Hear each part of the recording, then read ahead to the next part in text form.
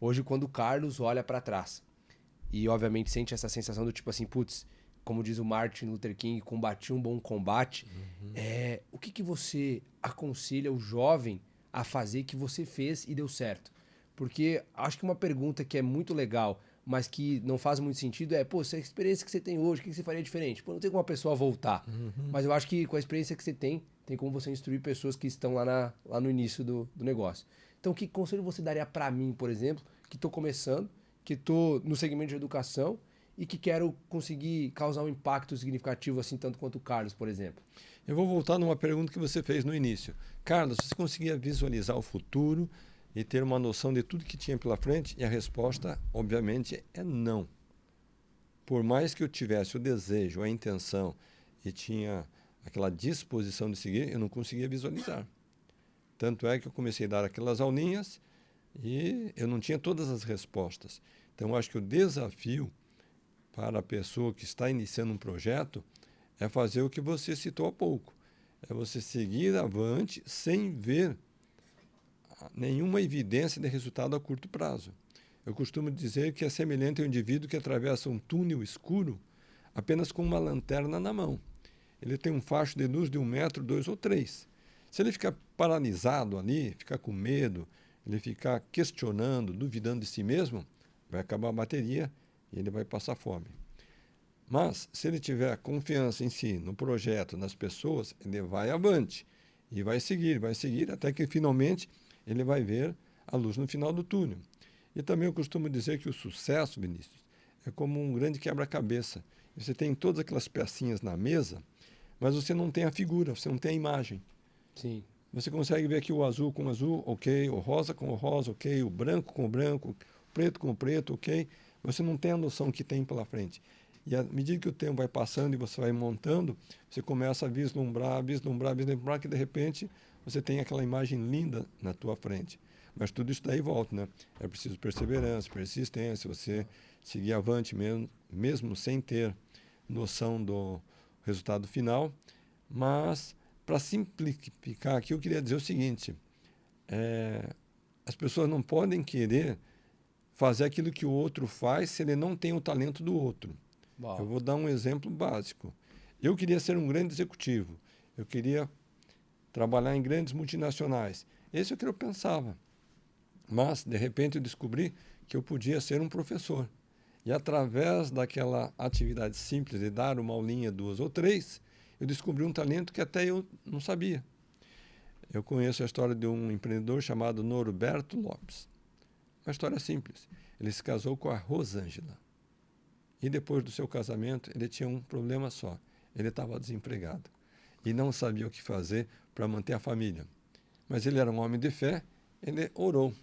E a resposta veio para ele: Norberto, você pode ser um jardineiro. Ele disse: ah, não, senhor, jardineiro não. Eu vou voltar para casa com aquela mão toda suja de terra, uma mão grossa, passar assim na face da minha esposa, não vai querer.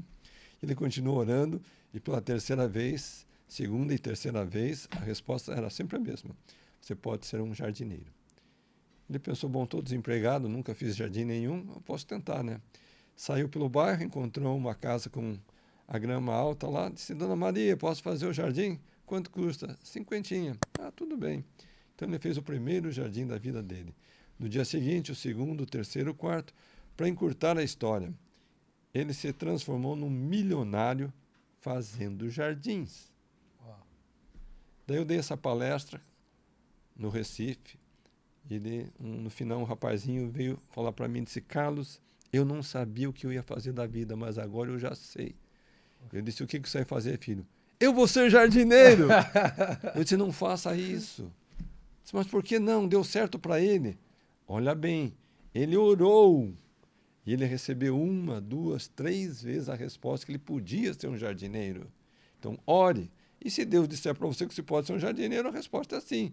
Mas, de repente, vai dizer que você pode ser um padeiro, um pintor, um mecânico. Você vai ser um engenheiro, um advogado, sei lá. Tem que buscar inspiração. Partindo dessa história que você contou, o Carlos é melhor como professor ou como empresário?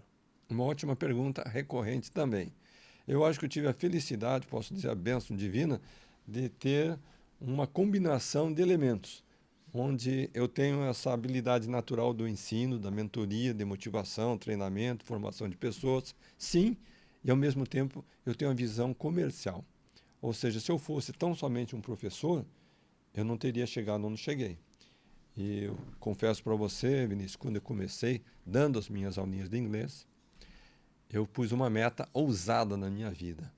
Eu vou dar aulas de inglês. E como professor de inglês, eu quero ganhar R$ 10.000 por mês. Uau! Eu pensei, se eu ganhar R$ 10.000 por mês, eu vou ser o professor mais feliz do Brasil. Passado algum tempo, eu estava ganhando R$ 10.000 por mês. Só que daí eu estava com um problema. Eu pensei, o que vai acontecer se o Carlos adoecer, se ele pegar a esposa e viajar, se ele ficar 30 dias sem trabalhar, qual que vai ser a renda? Zero. Eu pensei, então, nesse momento é que eu tenho que ganhar escala. E daí eu pensei, bom, se eu sou professor, eu vou formar uma rede de professores. E daí eu quero ter 100 professores usando a minha marca, o meu método, o meu sistema, o meu material didático.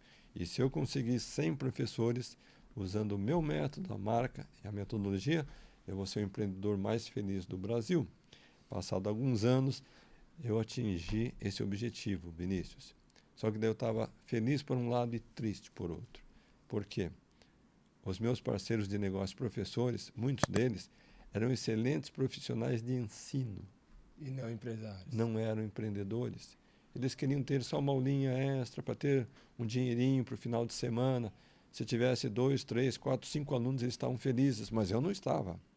Então, ali foi mais um momento de virada de chave. Eu tive que mudar o perfil do meu parceiro de negócio. Eu fui buscar investidores, pessoas que nem falavam inglês, mas eles tinham visão de mercado, eles investiam em pontos, eles investiam em belas fachadas, instalações, faziam uma decoração excelente, contratavam professores, contratavam profissionais de marketing e, a partir daquele momento, sim, a empresa tomou uma outra velocidade.